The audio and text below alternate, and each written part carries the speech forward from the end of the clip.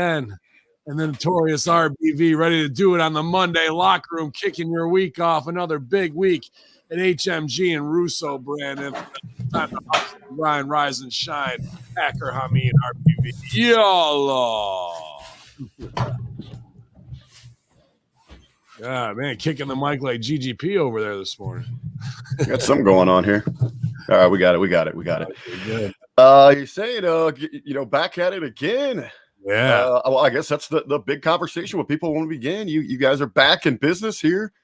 Look like I say a very successful two days there for 2C Dub. I don't know personally. You might have been better off at other times there. As I understood, you took a little bit of a beating, but overall for the whole team, a good outing, huh? Oh yeah, man! 2 huge shows in Binghamton and Syracuse. It's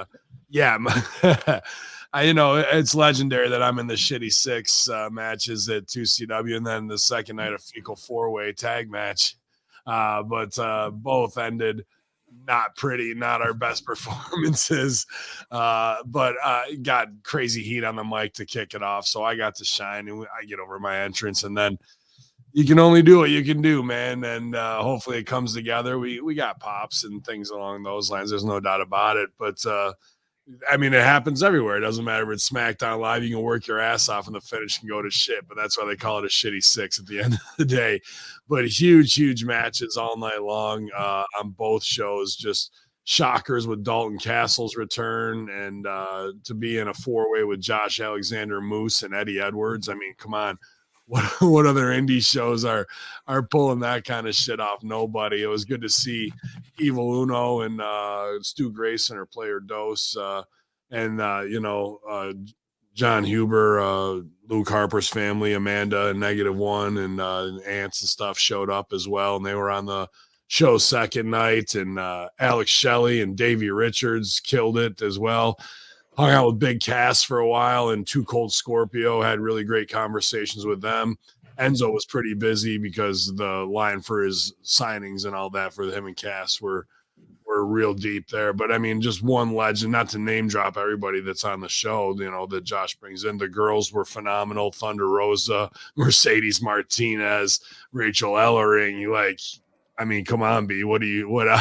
This ain't your normal indie, right? And we ran it on a Thursday and Friday night, which was the weirdest thing because Saturday I had to get up and play in a golf tournament. And then what did I do in the afternoon? I had I had an engagement party to go to for one of my brothers. And that was my day off. But usually we're on the road Friday or Saturday, and then Sunday's your day. And I was right back at it. So Monday's all jacked up to me. Is 2CW coming back? You never know. Sammy Callahan was like, these can't be the only 2CW shows because I'm itching to be there. He was live tweeting after unfortunately breaking his ankle, and then some nasty pics there, man. But big shout out to Sammy Callahan. We missed him, and said you might as well just give me the title right now, bro. Because I was looking forward to seeing him, as I always do, and Havoc too. So she wasn't there, unfortunately, but you never say never in 2CW, man. The best thing you want to get something out of Josh is tell him he can't do it, or there's somebody talk shit and said that he was this, that, or the other, because he's all about proving everybody wrong and saying fuck you to the world. But at the end of the day, it was great to get back to the locker room of the realest guys in the room, man. There's nothing like 2CW, and it doesn't matter from production to referees, everybody helping out with ticket sales and merch to the boys and girls in the locker room, dude. It's just in the fans, it's a different beast than anything since the original ECW, not the WWE reboot. It went ECW, everything else 2CW. So how was it? I mean, really, I'm sure it was an emotional day, especially that first time out, to get everyone back together and you actually get that green light, all the planning's now behind you. It's showtime. Everybody's in the building. And you mentioned too, just not from the locker room, but to have that audience back, to have the fans. And I didn't get to see all of it there, but what I did get to catch online, I mean, you talk about just an incredible electricity. Yeah, I mean, that's really why that's the difference, right? Is that 1995 ECW feel. I could run that same room with 60% of those fans for Immortal, same people, not same crowd size, like even like because that was packed out to max capacity on Saturday night. You can see it on 2CW YouTube, the whole show for free, older, fatter, balder. But let's say, and that was like 700 people, you know. Even if we put 500 in there, which is a huge crowd for an indie show, uh, with those the exact same fans, 90% of the talent that would be indie guys like from the Northeast, me, Brute Van Slyke, others, right? Jay Freddy, they would not make the same noise that they make for 2CW. Exact same people.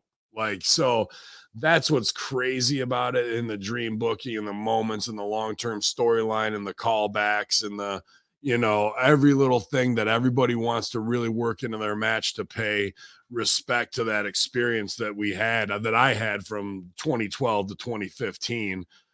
Some guys a lot long, even longer than that, as it was around for about 10 years. So it's crazy how special it is, and that's not wasted on any one person involved. And it really, one of my favorite things was to get to hang with Strangler Steve. I love that guy, man, and everything he brought to the Wednesday locker room. He listens to every show here, gives me honest feedback on anything.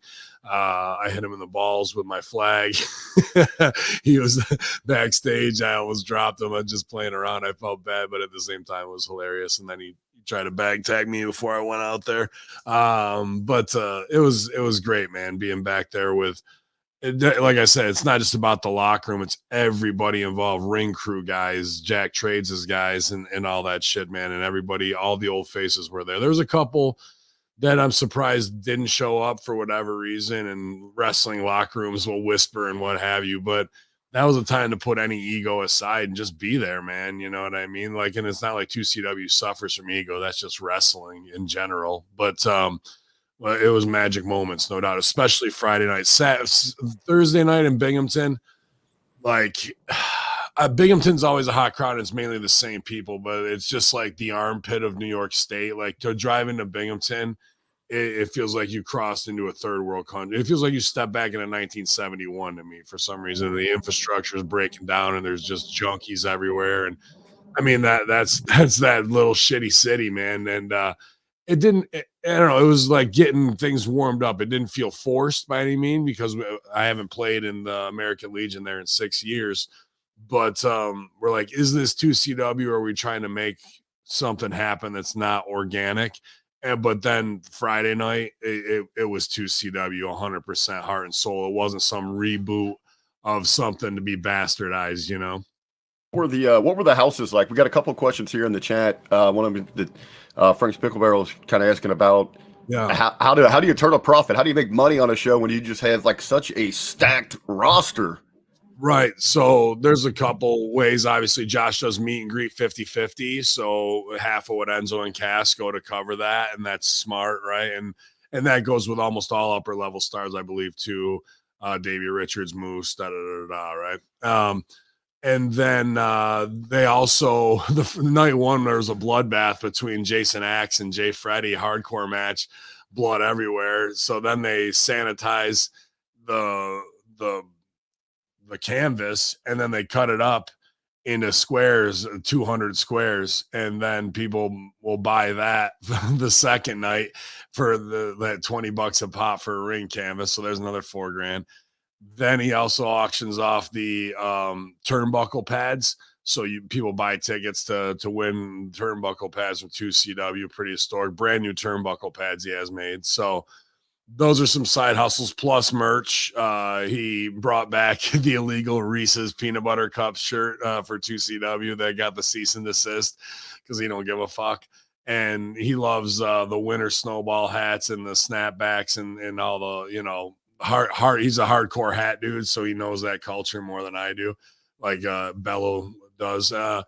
And so merch wise that, and then front row tickets aren't super cheap at 2CW, and the first 2 rows are going to be sold out to the diehards. So does that cover the nut? Did Josh Maker lose money? I'm not sure at the end of the day, but I'm not going to stooge Josh off, but he's not your usual like a hand to mouth promoter. Like, he has the backing. He has the family money to do what he wants. He's not at Khan level by any means of like 150, but at the same time, he comes from a very smart family who has a little bit more investment income than other promoters may have. So I've seen him lose 20 grand on a show just as a fuck you for the eye free for view and yeah, dude, and living on the edge in Watertown because he didn't charge for the pay-per-view. The lighting alone was like he had full rig lighting brought into the arena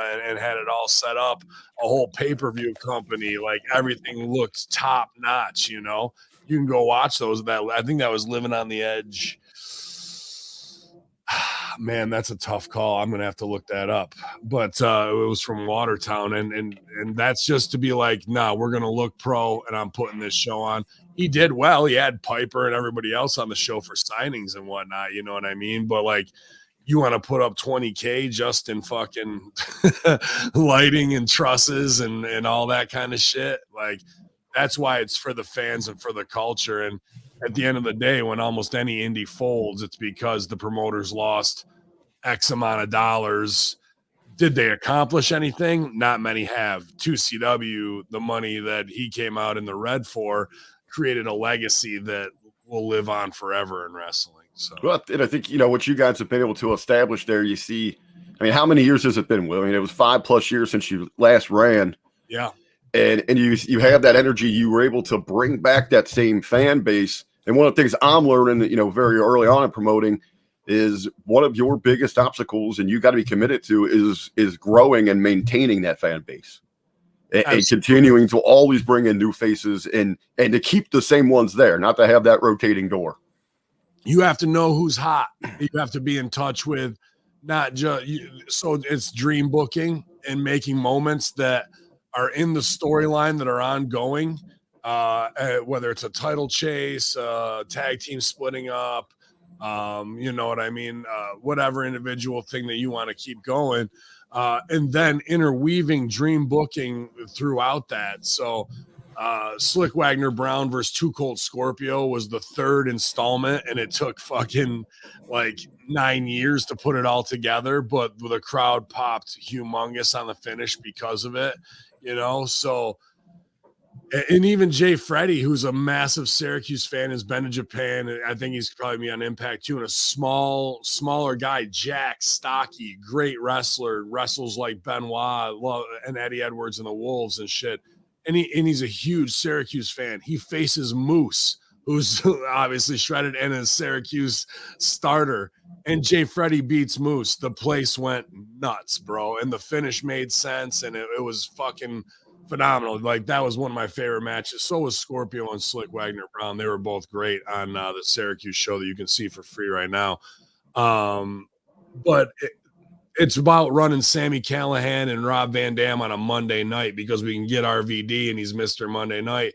You know any other indies that are running Mondays or Thursdays drawing a full house? Been a long time since, you got back to the territory days, like USWA and all that would run on the Monday nights that I recall, but yeah, you don't see that anywhere. Yeah, man. I mean, hell, that you guys even tried a Thursday seems, outside of the, the Sure. realm of what we see going on, and people freak out when he runs Sundays anymore. Yeah, so it was a full house Thursday. People standing against the back wall the whole show, 4 hours, 3.5 hours total. Like it's that. That's the dedication and the tailgating and everybody coming together and that camaraderie and feeding it to be an alternative as a fuck you to wrestling of like, you can only do this, that, or the other, or otherwise you're an indie mark. Well, if that's the construct, Josh is going to F you to that and go outside of that, so it's that's what really endears us to the fans of 2CW that have that crazy energy during and they know which guys to chant what they want to at their crowd ways, and we just have to pause and take it and then respond to it. And if they get over on you, then they're going to know that they can control you. If you let them do their shit and then you come back over the top on them and you can pop them or get an or something out of them, then you got them back and they love you, bro. Like they just know what part of the show of your segment that they are, So Very, very different monster than any other place I've ever worked, bro. The loyalty to the brand is only matched by ECW fanatics, and that's why what's great is because a lot of them are ECW fanatics. Josh was, Strangler Steve was, and all those. So we take a lot from that being the what you can do outside of the machine to get away with it. So No, the chat putting over the production. They really enjoyed the stream. No glitches there. Was that Strangler? Was he heading that up? no, Strangler more agents and runs finishes and gets guys to be on deck and things along those lines, keep the show moving. That's Jonathan Ash and Johnny Moose and Rusty Hardwood on camera and his crew. And there's another sound guy and another camera guy that I'm not familiar with their names off the top of my head. But those guys were on the production table all night, and I've seen the evolution of John Ash is a referee, but mainly he works out of Buffalo and Rochester, being your tech guy, having that ready to go sound cues. And the technology from where we were when we ran the iFree for Views 6 years ago compared to what he has now, it's way more scaled down, clean, and it's he had 6-7 different camera shots to choose from anytime he wanted to on the fly, live mixing, and boom, we're off to the races at YouTube. In 6 years, the streaming technology has come so far that we could be putting on our own TV show every week with no problems. But big shout out to John Ash and Johnny Moose, who runs X-Site out of Binghamton as well. They were on the table all night long. Dude, that's awesome. Those are kind of those positions that get overlooked that are of the utmost importance. So just any indie show that you're going to, nothing ruins that experience more than just somebody that has no idea what they're doing on the soundboard. No, but dude, that's a decade of us all working together. Even when 2CW closed, Ash would be at UPW in Rochester. He's running ESW. Just thousands of reps of knowing when to cut, making sure this is up, as long as we got a good Wi-Fi signal where we can be hardwired, it's off to the races. Technology's become so demassified price-wise that a $4,000 to $5,000 investment is equal to what would have been $1 million worth of equipment in 1998. You know what I mean? Like now you can get $1 million worth of production investment for probably less than $5,000, probably less than that, to be honest with you at this point. All right, now they are asking over there. I don't know. Maybe you guys didn't do the food trucks. I mean, that's my gimmick. But what about what kind of concessions? They're talking food, so I'm going to bring it up. Yeah.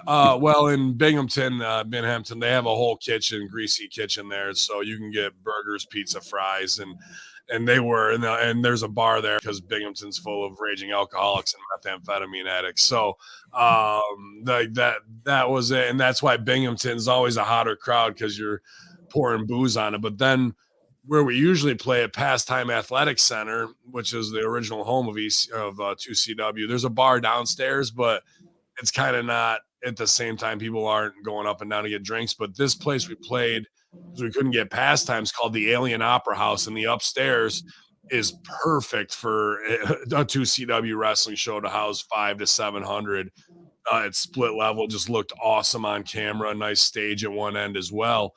And then downstairs there's a bar and like a hangout hippie area, and then that's where their locker room was and where we did merch. But and this was great for me.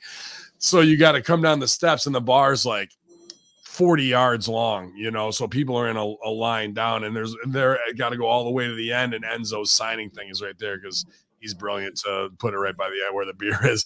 And then so people are lined up, dude. For an hour, I just did stand-up improv, and I just cut people down left and right. As soon as another four would walk in, I just go in on them, and fucking people were standing there for like an hour just to hear what I would say, insulting, like doing Triumph the insult comic on the next group of wrestling marks. So by the time I came out, dude, everybody had gotten fucking smacked in the face verbally by me. So that was a good time. And I did okay on merch and cut a couple promos and shit out there.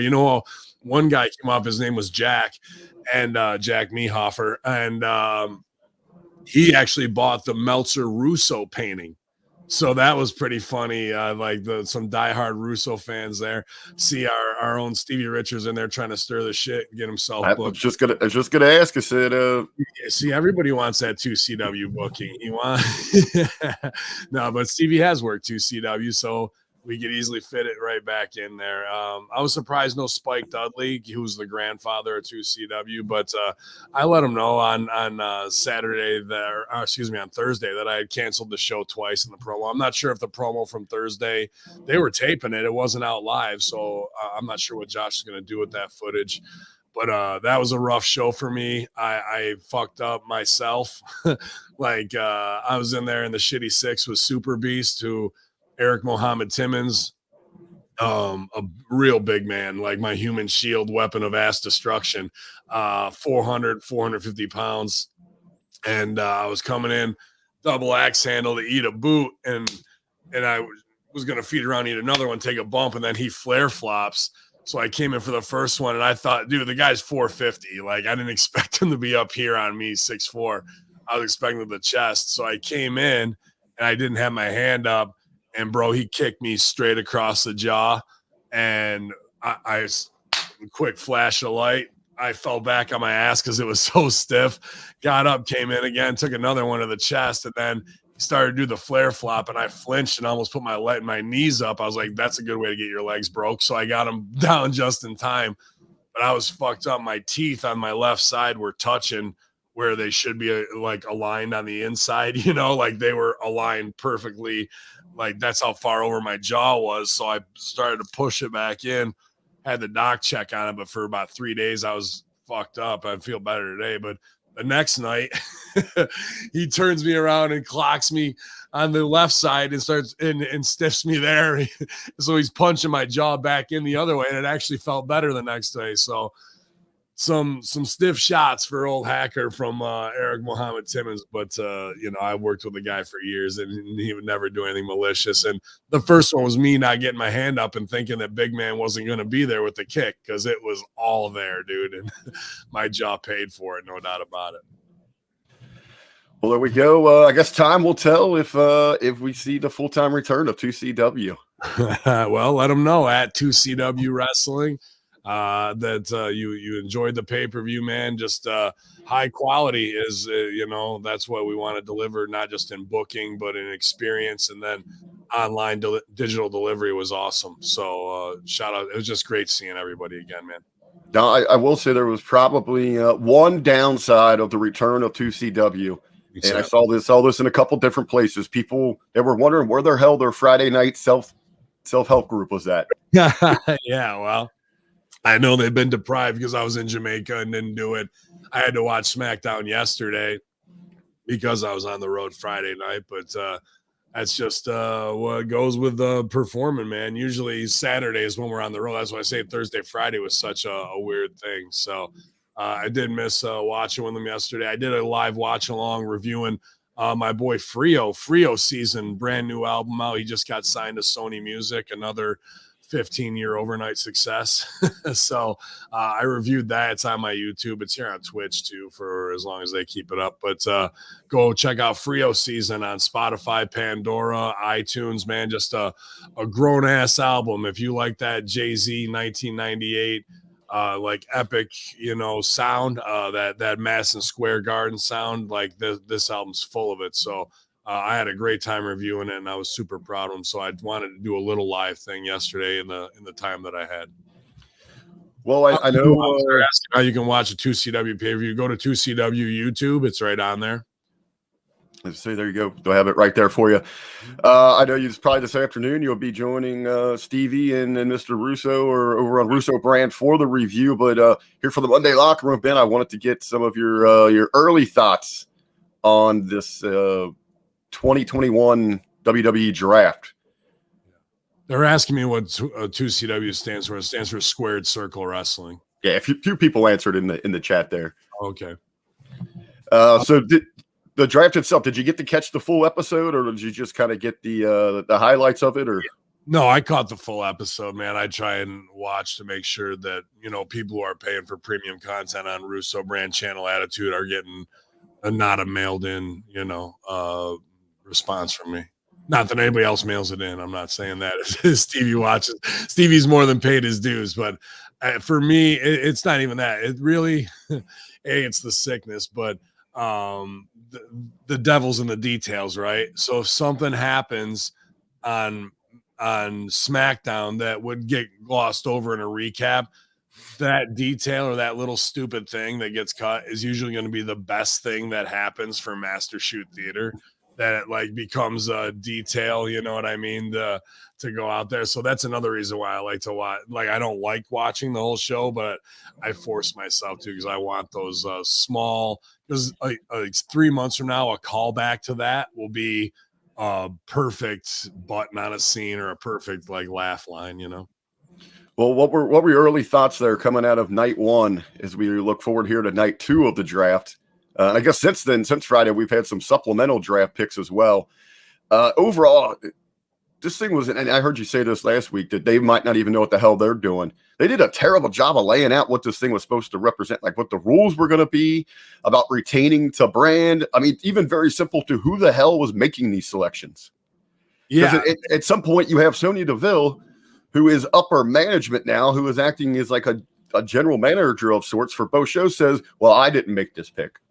Well, who the hell is doing this? Yeah. So is it supposed to be the network? Are we going to get to see the network executives? I saw 2 stories in the last 5 days. Fox has their big sit down with Khan, but they're pissed off because of numbers. But then they get convinced that, well, we're the number one in the demographic, even though our numbers are low. So pat ourselves on the back for that. Well, what the fuck does that mean? You're all in the bottom, but you're furthest away from the bottom.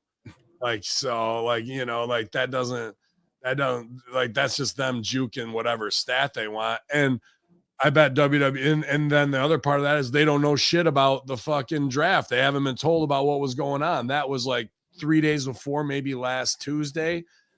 See you next Tuesday is when I saw that. Then yesterday, I see that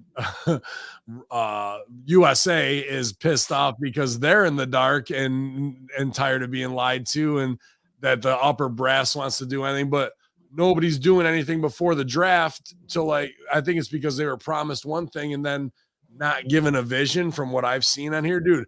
When they're doing the number 4 draft pick is Naomi. So Sonya Deville can try and do a deadpan bit. It's like, hey, remember we got this going on, so we'll draft her and you just don't sell it.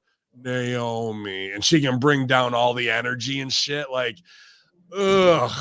All the people you could have drafted. Naomi's number 4. Shout out Naomi. No Ricochet. No, nobody. And that's another question is, I had the opportunity. I joined the Smack Attack this past week. We had a hell of a time.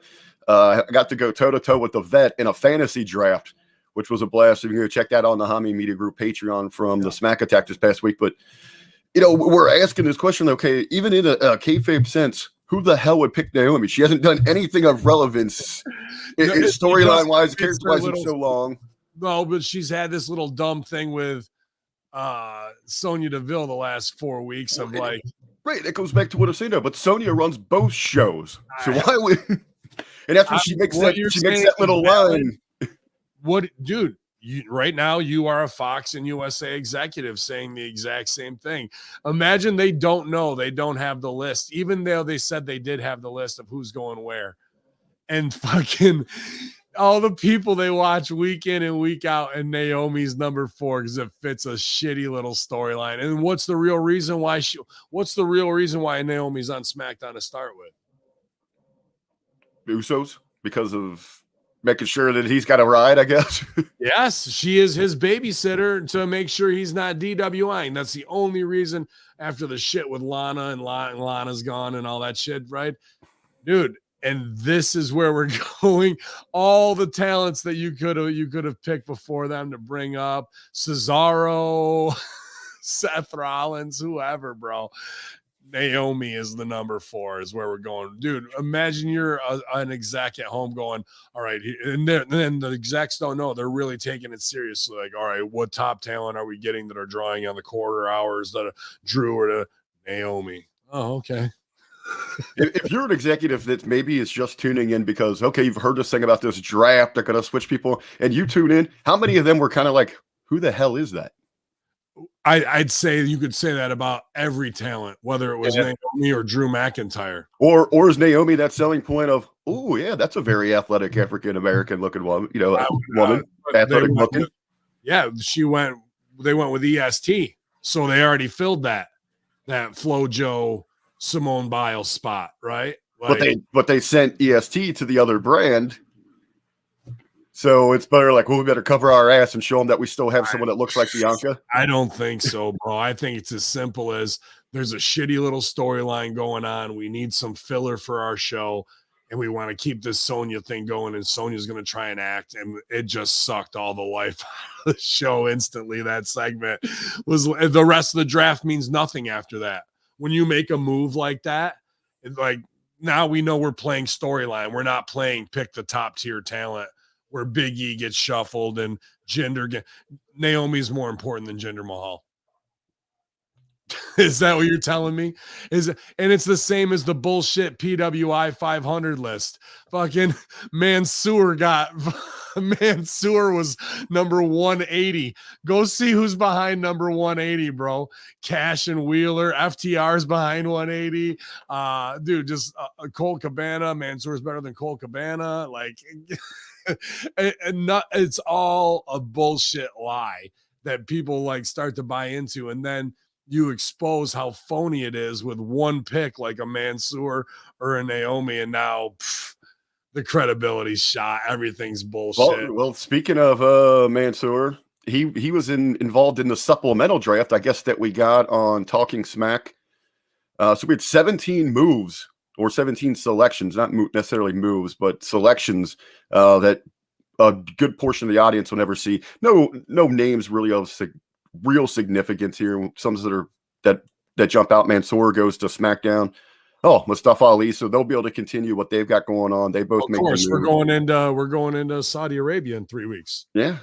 John Morrison goes during this thing. Dewdrop, Alpha Academy, but Nia Jax was during the supplemental draft. So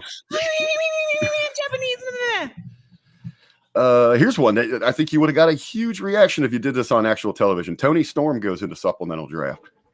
Yeah, there's some weird stuff there too, right? With her where she's on TV, but she's not. Like she came and did a thing with Nakamura and Boogs, and then she didn't come out with them, and then weren't they in like a tag match out of nowhere, and then I can't remember if they won or lost. So it's so important to me. And then Tank Girl comes out and shoots some shit into the crowd or what have you. So none of that makes any sense to me. It'll be interesting to see Hit Row. I think that's got a gimmick with money written on it coming up from NXT. I think they're all talented, and I think hip hop until we see Vince and Deuce's version of the hip. Yeah, the hip to the hip hop.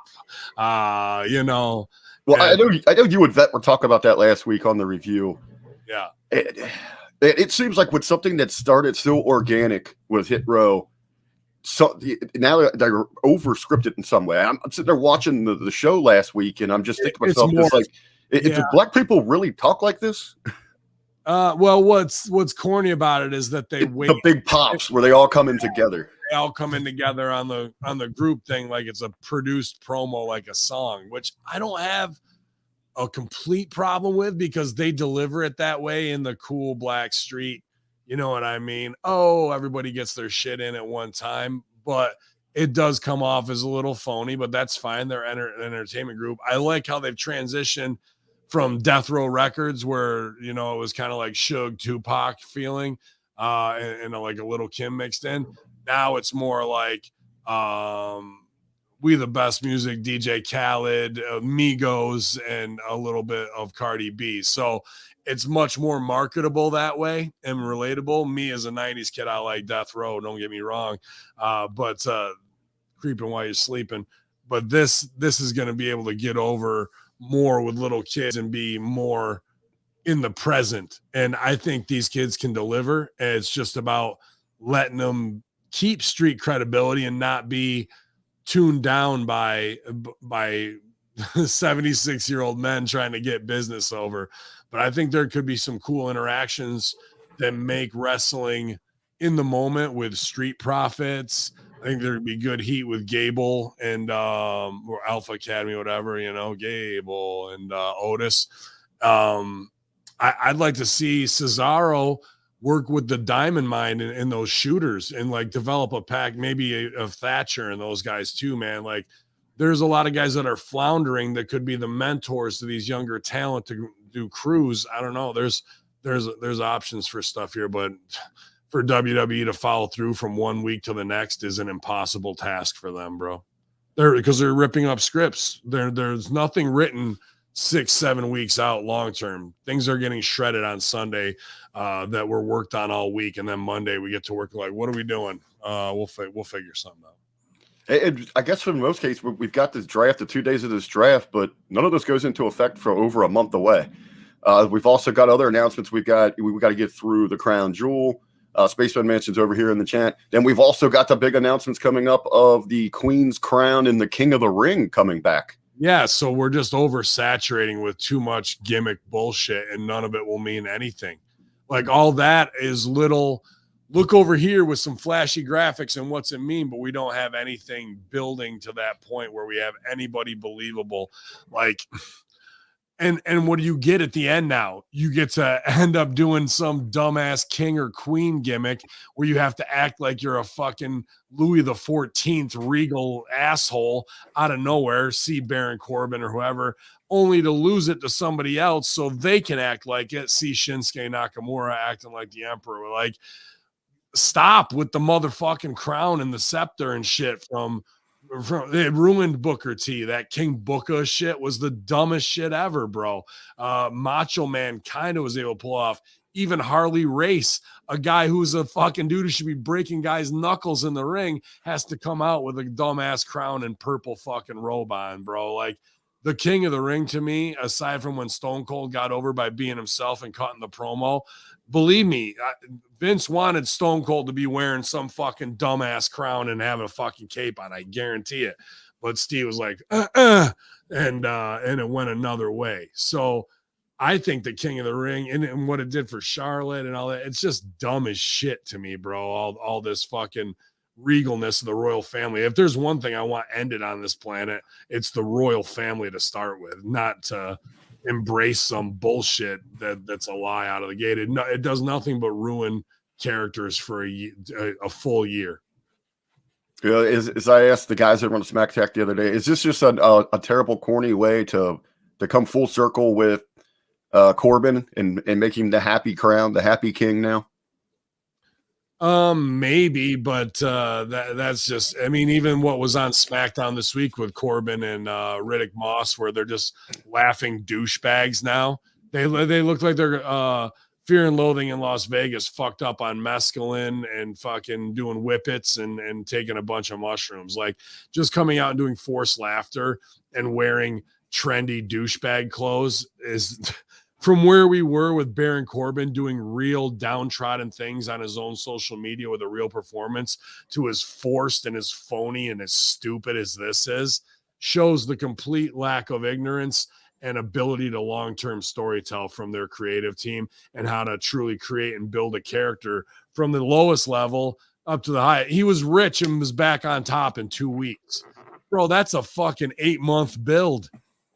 You know what I mean? Like that's just how absolutely script ripping terrible they are, dude. And unfortunate that he didn't say that he's not at the point of like, no, I want to do this, but I don't want to do it shotgun like this, bro. We've got a long way to go here. And now all that work that he put in on being the downtrodden doesn't mean shit anymore, unfortunately, because this fucking stupid plotty bullshit where they laugh and be bullies, it's so wrestling phony compared to the other one, bro. Speaking of Saudi, Ben, are you still going with that that the Beast is going to take the title there? That Brock's going to take the title off of you had mentioned that before here, and I got a few other stories on this here, but I feel like you got to, man, because Saudis want the biggest payoff. Like It's not necessarily what the booking is. Saudis are much like Vince in the fact that we want to be the first ever. We want to be the biggest, right? So they're going to want the biggest finishes, and Vince will tell them no because he's smart, and then they will go, we'll give you another $10 million if you do it that way. And then they go, all right, pal, because now that's his poker bluff of like check raising, you know what I mean? So like check to them, and then they fucking raise the stakes, and then he gives into it and so he folds, and they fucking take it all. So that's why I think Brock will continue to go up. I like to me, he looks like every guy right now that I grew up around that was on my dad's pro lumberjack circuit, bro. Like the look, the beard. To me, he looks a lot like those guys, man. So he looks like Arden Kogar Jr. If we have to look up Arden Kogar Jr. Also, news with Saudi, we have got our second match announced, and it's going to be the return of Goldberg. Yeah. Looking to exact a little revenge against Bobby Lashley for that attack on the young Goldberg. So yeah, this isn't for any just championships or bragging rights. Goldberg, he's coming for blood, threatening that he might kill Bobby Lashley. We do have a report from Meltzer. Take it for what it is. But yes, over on his show on the Wrestling Observer Radio, he was talking about the use of Goldberg at the Saudi shows is simply because of the deal that the WWE has in place with Saudi. He's got such a massive payoff guarantee that they have to include him at these shows. So they were trying every which way to try to work him in. But does the black guy beat the Jewish guy in front of the Saudis? Like, this is the fucking question. Is there a front load political reason why they would have Goldberg go over for good relations with Israel? Because remember, this is all a CIA front. And would the booking actually fucking take care of what they're trying to do on the back end to go, see, we didn't bury the Jewish guy at our show that way. We easily could have and whatnot. But to me, if Brock's going over in a baby way, then bigger heel needs to go over. So I think Lashley's going to go over on Goldberg. But after the big payback, I'm going to kill you promo. Saudis love that too. So we'll see. I mean, to me, I mean, just this payment issue, that wouldn't factor in as much. I mean, sure, you probably, if you're them, you're thinking, oh, we got to pay him here. Let's use him here. But I mean, they're still collecting that money from Saudi. It doesn't matter who's on that card. There's going to be a special. So there's got to be deeper issue to it. Like you're saying, there's more at play than simply a financial figure. Yeah, sure. It's who Ben Solomon says. He helps book the show for what they pay over there and who they want to win. But at intermission, Arn Anderson is going to actually put on a Glock exhibition and take out some prisoners. So it's going to be a good time for everybody. Well, you'd mentioned an AEW town, Arn Anderson. Looks like a former big man from the WWE, Braun Strowman. His 90-day no compete clause is up, and we've heard the rumors of him talking with Impact Wrestling. But it also now we're getting stories surfacing that he is in negotiations with AEW as well. Strowman was released from his massive $1.2 million contract. Now just a little over 90 days ago. He is for negotiations here. Let's see. Fightful. AEW has spoken to Braun Strowman. At this time, Impact Wrestling does seem to be the front runner to get him. But of course, there are conversations coming from both camps there, from all camps. What do you think is what's the best landing spot here for Braun? AEW is the best landing spot, no doubt. Just from a financial standpoint, correct? When what they're going to be able to offer over what Anthem's going to be able to pay for Impact. Oh, sure, and I think Anthem should just book him not in the contract, but if they have $50,000, he'll take 5. He'll do 5 appearances for $10,000 each, and that's smart. And if the door's open, he can do both, right? He should be able to go help them do biz if need be. I think Big Kaz versus Braun is interesting. That's an interesting look. I think Joe Doring versus Braun is good for a big man thing too, where he can be in that stuff with Sanity. What is his name? Eric Young and Cody Deaner. That would be a good crew for him to feud with. and then even do 1 or 2 comedy bits to help get over. I don't think you got to put the title on him. He can be the guy who comes in and helps somebody win the title. You know what I mean? And then move on to greener Well, we pastures. were just talking. I mean, him and Moose squaring off would be Phenomenal. Yeah, it'd be great. Now that's 2CW dream booking, to be honest with you. And if 2CW is back and Impact didn't put that over, Josh would book that.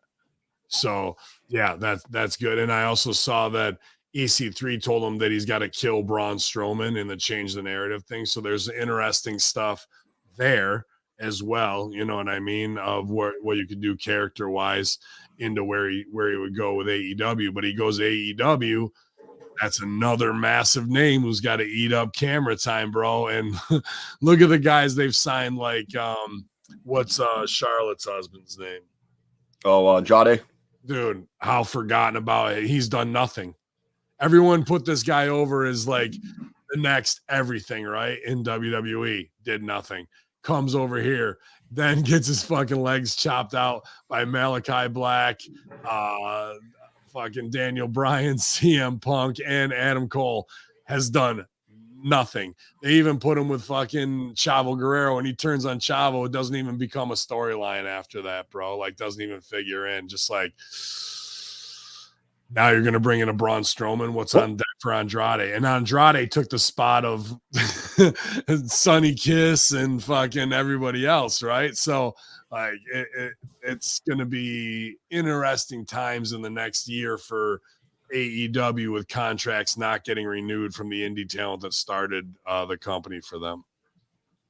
Well, okay, so it ties in here. I didn't have this keyed up, but as we're talking about these shifts and kind of the big news, you know, you guys might have hit this on the Friday locker room, but now that we're talking about, you know, the Bucks and Kenny and the divide with Cody, are you buying a lot of this, or is this just jobs changing and evolving? No, it's real. I knew about this from inside. I remember you had talked about this months ago. Yeah, well, I mean, so whatever. Josh is tight with the Bucks and always has been, and the Bucks are over because of 2CW. Stevie's going to get all this hammered out. He's a made guy. He's going to walk right into Khan's office, slap him around. Like, this is what's got to happen, pal.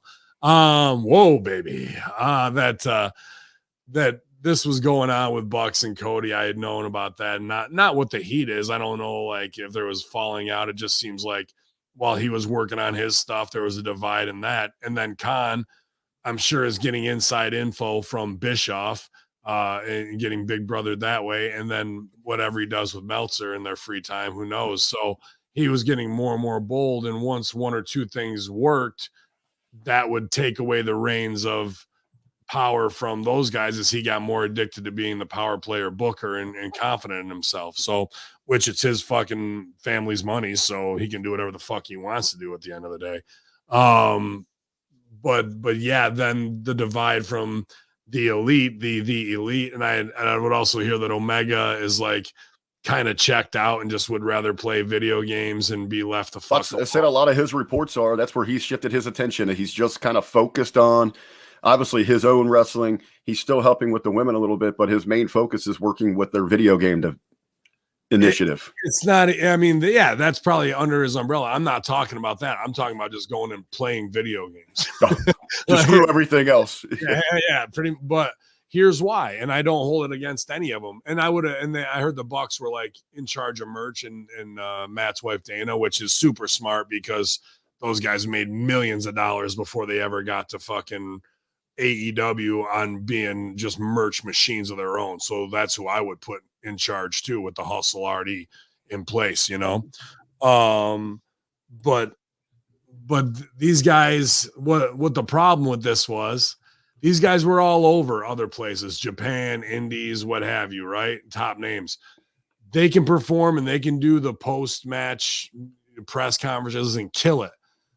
Dude, they don't turn around in New Japan and start agenting stuff. They might come up with some of their own creative, but that doesn't mean that they're dealing with the girl stuff and they're dealing with this and they got to deal with the house and they got to deal with the ring crew and they got to deal with the lighting and they got to make sure this guest is like, once you start doing all the fucking production stuff and you don't have a Steve King, a Jack Trades like to help, handle all this shit, and be runners, like your wrestling part becomes second, third on the list, and your performance suffers from that. And then you start getting burnt out on doing all the other shit, and the wrestling isn't nearly as fun anymore. That's kind of what happened after that first year. Those guys weren't office guys who have put on shows and run shows before. Now they got all that in their lap too. And that can wear you out pretty fucking quickly, bro. And one little thing that gets people pissed on that side behind the scenes in a decision that's something else booking wise, it might not even be your business, will then transition over to affect your business and how you are pumped or not pumped for the show, or not pumped to go to work the next day, and your body hurts and you got to carry all this shit instead of just focusing on your performance that brought you to the dance. Let's see where else we've got here. That was too long-winded for RBVs. Like, I didn't give a fuck about it. What? No, I'm trying to keep us moving here today. I mean, just there isn't a whole lot to pull from off the news board. Oh no! What everyone else always says, he says, "Hold on to my neck, kid, and kick your legs." Oh, I thought it was you better advertise that they're going to be here. Yeah, you better put the shit over, bro. See, we didn't even get to advertise that Stevie was going to be joining us here. Well, he's working out hard this morning, as always. I'm sure, eating his shakes and staying on program, man. So it's always Big Brother Stevie's always checking in. He sees everything. Don't worry about that. You got it. Man, our news cycle sucks today, man. Oh, good, man. I mean, that means somebody's probably gonna fucking do something stupid within the next 40 Well, the chat, I'm feeding off the chat here today. They're helping me out here because there is a headline here. Jim Cornette, who has recently become more positive towards AEW, recently putting over the women's championship match where we saw Ruby and Britt. Yeah, no, I just go back to Stevie about what Al says about being a booker and being on TV. You can't do both. It's only going to affect. And I felt this when I was writing OVW, where I'd be like, we're dealing with everybody else on the show, and it's 5 minutes before my shit, and I have no idea what I'm going to say or do and go out. And some performances where I was like, I only got 50% because my focus wasn't where it needed to be. You can't do both. What's the same? Immediately when I reached out to Beast to help me out with my stuff, and that was the plan to even bring in the mobile homers. And one of his first things was, I'm either going to do one or the other for you. Can't. Where do you feel like I'm best used at? I said, rather you're backstage, because I can find another tag team that can do, maybe not to the same level, but I can't find anyone that's going to contribute backstage, which you can for us here. You got to use your weapons the right way, man. You know what I mean?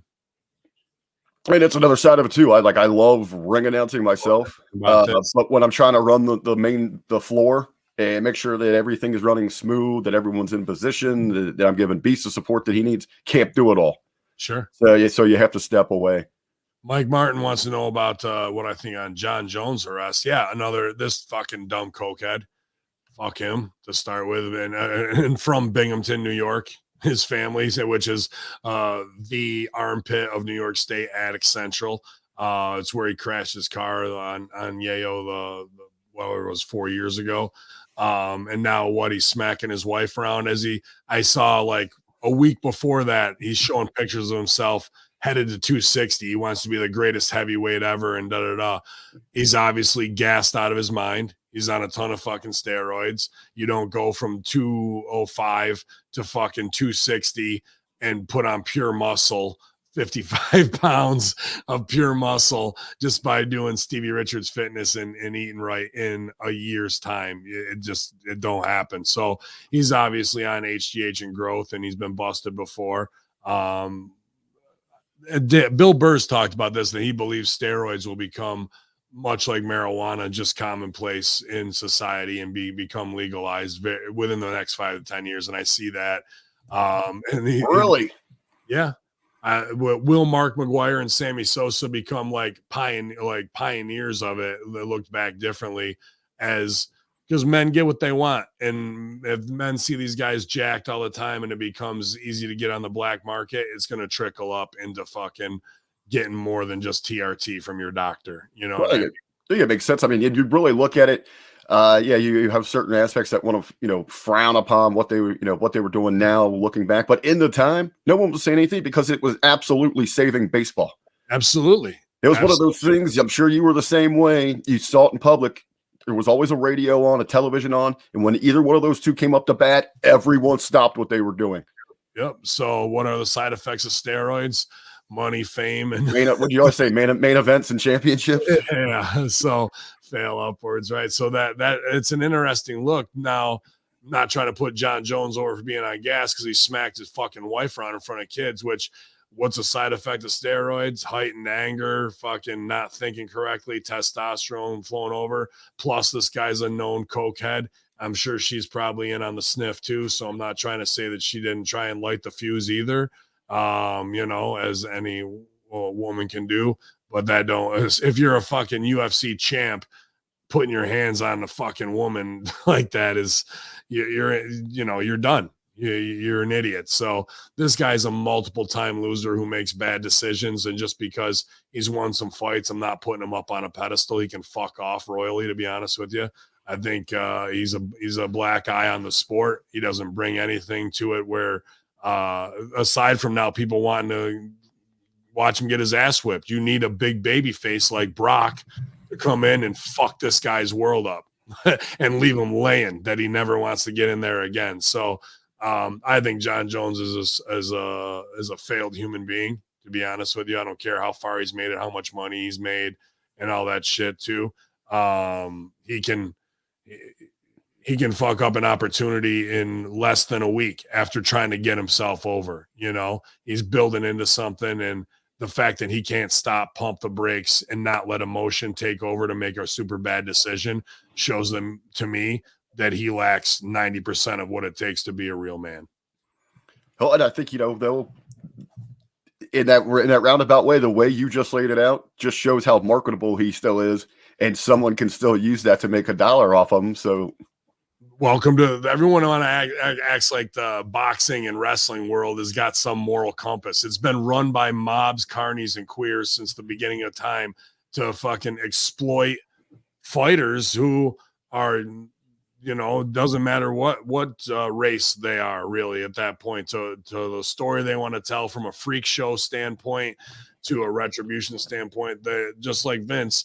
You're just a thoroughbred racehorse, and they'll put a fucking bullet in your head when they're done and used up, and they'll move on to the next guy and do the same thing to them. Hopefully you can make your money in that time. But reality is, just because you're on TV and in a main event pay-per-view doesn't mean you're a complete human being. We had mention of Ric Flair getting more heat than Jones. Well, we got a story up. We got a story on the sheets today. Ric Flair hanging out with Kid Rock. So he's out still making the rounds. Yeah, that what could come back to haunt him there, right? Like Kid Rock doesn't have enough skeletons in the closet either. So, wasn't it just a month ago that Kid Rock was under a bunch of heat because like half of his band caught COVID or something like that? They had to cancel quite a few shows. Yeah, yeah. And he's the what do you call it? Who's the guy who did Cat Scratch Fever? Fucking the old rocker with all the guns. Oh, Nugent? Yeah, he's like the new Ted Nugent, right? That's what like they're trying to paint him as, like whatever they can use to make Detroit scumbags into the enemy at the end of the day, right? Like they just want to check trailer park trash, and that's what they're doing. They're going after every micro demographic with guilt campaigns, blame campaigns, and then with all their believe the science bullshit. And then the science comes out and it says exactly the opposite of what they were just screaming from the marketing campaign that Rose McGowan told them to fucking say. Like, how many times can you look like a complete fuckface and fall for the marketing scam? Well, seems like a lot of them over and over again, unfortunately. But people are asking in the chat, what about Many Saints of Newark, man? Wow. I wish it was a series because they tried to cram a lot into one movie, and they did, and the acting was phenomenal, but the acting was better than what the layout of the script was. There was a lot of characters I liked that were because in original Sopranos, we get to see flashbacks of Tony and Johnny Boy and Junior and his mother when they were young. And there's a lot of people, all of them are recast in the Many Saints of Newark, and none of the people from The Sopranos are in it. It's all new people.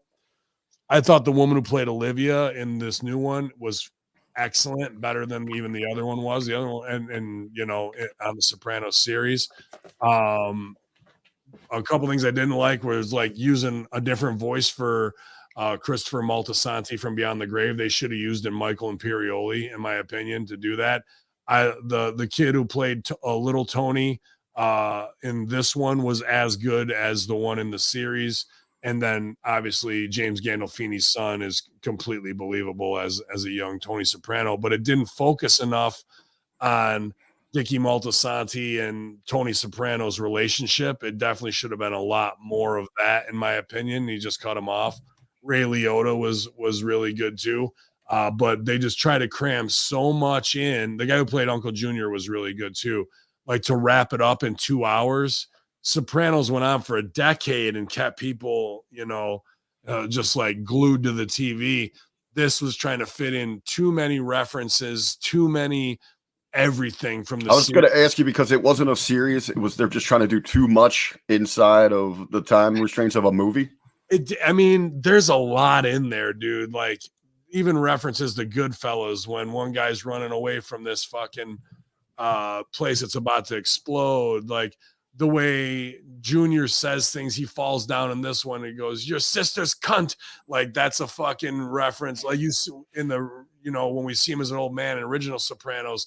So it's like he's been swearing like this for a long time. You see old storefronts that are still in old Jersey, like a lot of things for super diehard Sopranos marks to be like, there's that, there's this line, there's that, like just trying to check all the boxes of continuity from 1960 whatever to 2000s, how they had the show.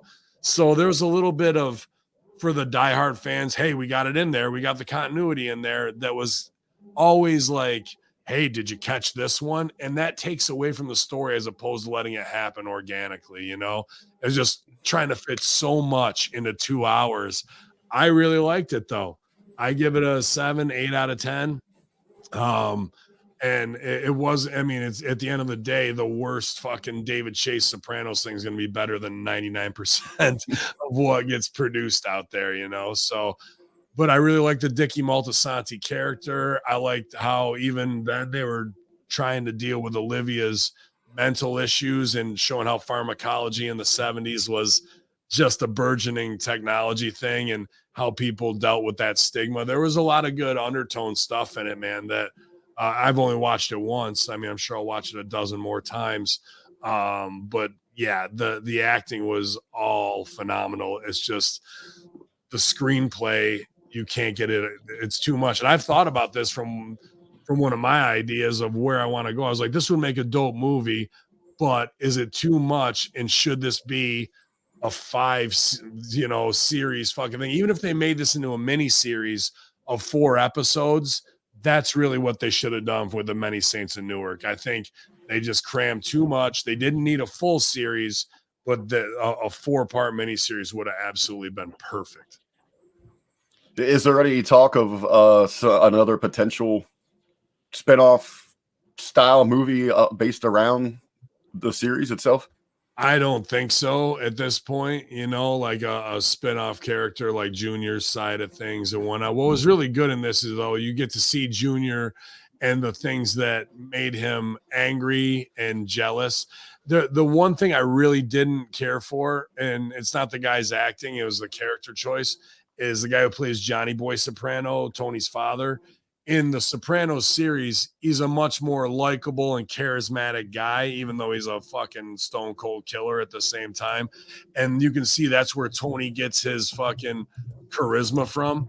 And then on this one, Johnny Boy Soprano is just a fucking hard ass, like badass motherfucker. And it doesn't really translate why Tony would have this likability from that. So I think that's, if there was one character thing that I think they really missed, it was on Johnny. I like Johnny Boy Soprano from the Sopranos series much better than the guy who played it in Saints of Newark, the way he played it. I like the actor.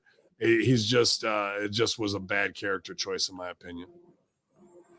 I know Frank just mentioned he thought there was going to be 3 movies over in the chat, but quick search be is dope. not really showing anything. Here's one thing I'll let in on inside info, and if anybody hears anything, because I kind of got a little bit of inside track, but not really at all to like make any moves. They said David Chase just signed a 5-year contract with WB, I think, which is crazy because he's an old fucker. But I had heard that David Chase is very interested in producing a wrestling show that's like The Sopranos with a mob base fucking carny aspect side of things, bro. Yeah, that would be so hell yeah. Interesting, right? And I've heard really good things in the last 24 hours about the latest episode of Heels that ends in a barbed wire match, I guess. So I have to watch episode 6 and 7, but also our guy Luke Hawx making his debut as a reoccurring character on there. And he's done so much for so many people in the wrestling biz to get gigs on that show and help with the casting and make it look real professional. So not only has Luke done a great job of helping with casting and choreographing and taking the bumps, he also is now a character on the show. So I'm super happy for him as well, man. Has there been any word yet on Heels if it's going to be renewed? I haven't heard anything. I know numbers were down as far as from when they started, kind of 30% of the audience of where the debut was. I hope they come back up, and I hope that Stephen Amell does something on AEW to really help bring that audience over to get them dedicated behind the product, because the acting and writing on it and the visual is very, very good. It's a very high level drama, even if it wasn't wrestling bait. Like if I wasn't a wrestling nut, I think even someone who doesn't watch it would really enjoy this show. So I hope it does get renewed, because I want to see everybody be more successful, and I'd like to see this have a 6 or 7 season run, man. Absolutely. I know everyone who's regularly praising the Bad Bunny match at WrestleMania. If you want to see the best celebrity crossover match, it's Stephen Amell and Christopher Daniels. Disagree. Hands down. Disagree. Who's got number 1 for Hamin then? Adam Cole McAfee. And number 2 is a guy I can't remember the guy. Man, I'll put them neck and neck, but that Amell match with Christopher Daniels is freaking badass. It's good. It's good. I'm not saying it's not, though. I can't remember the NFL guy who came into Impact and had a banger match too. That was fucking phenomenal. That was like 3 years ago. But no, for me, to watch Adam Cole and all those guys get their shit in, and then have fucking McAfee show up with 6 weeks of Rip Rogers training and fucking outshine everybody on the entire roster made me laugh. Hey, I took McAfee with my my last pick against the Vet on Smack Attack this last week. Threw him the swerve out of nowhere. There you go. Ben, I mean, ever co-star of the RTW Rewind show. I like working with Rad Rob, dude. It's just the hours in my week already. I'm completely booked through Friday right now, every fucking hour of my production day. So I appreciate everything Rad Rob's done since he came to Hamin Media Group, man. All the producers are just kicking ass, and we need more. To be honest with you, there's too much. There's even more production work that needs to be done in development. So, big shout out to Bulletproof Blake Troop, if I get his name right, Bulletproof Blake Troop, and Chris Silvio Troop making his primetime debut for Dave Marquez out in Hollywood, man. And I know Sil went out to LA and came out in his corner after helping with a lot of his training. And obviously the guy's a supreme MMA athlete and crossing over into wrestling with NWA. And I know he's got Aaron Stevens, Damian Sandow from the A Show as one of his mentors as well. And that's a big thing to do your big debut, man. So it looked awesome from the stills that I saw, and I'm sure he killed it, man, under Silvio training. Yeah, so I know I just didn't see any footage of it yet, but I saw the stills of it, and yeah, man, as always, he looks phenomenal. His head's on straight. He knows where he wants to go. He's got his vision.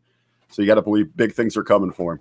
Yeah, absolutely, man. So I think that's pretty much, because I looked at the sheets too. I didn't see anything crazy, man, that's sticking out right now.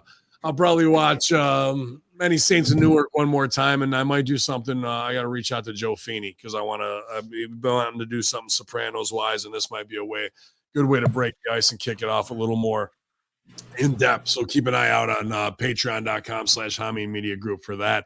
I'm sure we could probably release it on both of ours. Anything else you want to hit on today, Ben? I know we were both trying to get out a little early, as we both got a kind of a packed schedule today. Yeah, I can. I'm definitely down to get out early, as I got to go deal with some bullshit IRS headaches. But that's just what they try and do all the time when they want tax records. I'll give it to them Rachel Maddow style, and they can choke on it. So, but yeah, I appreciate everybody who tuned into the 2CW pay-per-view. You can check it out still on YouTube. Wish the match was better, but the promos got plenty of heat, and it was just good. It was great to be back in that locker room, man, and with legends and WWE faces, and obviously the 2CW originals and all the hardworking producers that make that show possible, and the fans who pussied out and nobody stepped up and got a $5 face slap. Just I couldn't believe it. So I'll be some of those videos you've been releasing, I don't know if I'd want any part of that either, man. Turn that one guy's head around. Jeez. Yeah, man. The 24th, I'm in Buffalo Championship Wrestling doing a $5 face slap challenge. That's what it said on the poster. So whatever the fuck that means. And then the show that was the 23rd looks like it's getting pushed to the 30th. So Halloween Havoc for Immortal Championship Wrestling will be in upstate New York someplace. I'll have more info on that. And then some shows lined up for November as well. So it'll be a good 2 weeks off as we head into hunting season here. I got to sight in the guns, pump through a couple of test rounds.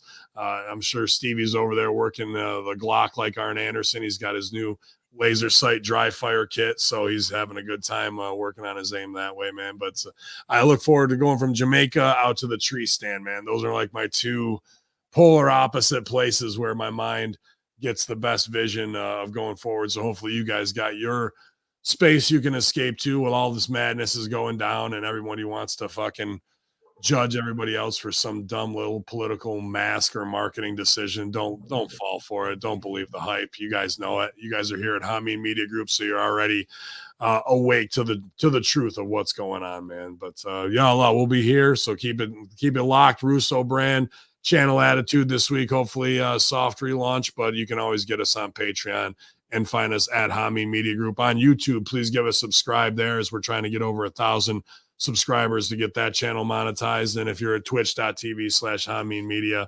appreciate you guys subscribing there with your Amazon Prime. So let's see. So, yeah, Stevie's dry firing all week long. Not firing blanks, just dry firing. But yeah, what do you got going on? Anything? Today's I got 2 weeks, that big 2-week final push till food trucks and wrestling. So I got a couple meetings set up for from sponsors, and I got to go meet with a group with a couple extra chromosomes so I can make sure I can fill out that fill out the stands. Still pushing for that 300, so I think we're going to get it. So again, 2 weeks out. Appreciate everybody's support on it. Facebook.com/Professional Wrestling Alliance. Keep up with us. I got to do match graphics today as well, so those are going to be coming at you. Excellent. I appreciate all the help on social media. You guys retweeting us and engaging with us means everything. The new Beautiful People's out. I got to work on Stevie Ray TV stuff, Amber Neal stuff this week. It's just going to be another huge week at HMG, and it's because you guys are such a supportive community with everything we got going on, Infidels. It's Hacker Hamin. It's RBV. I could use a $2 draft right now, Infidels. And we'll see the second night of the draft on Monday Night Raw. Y'all.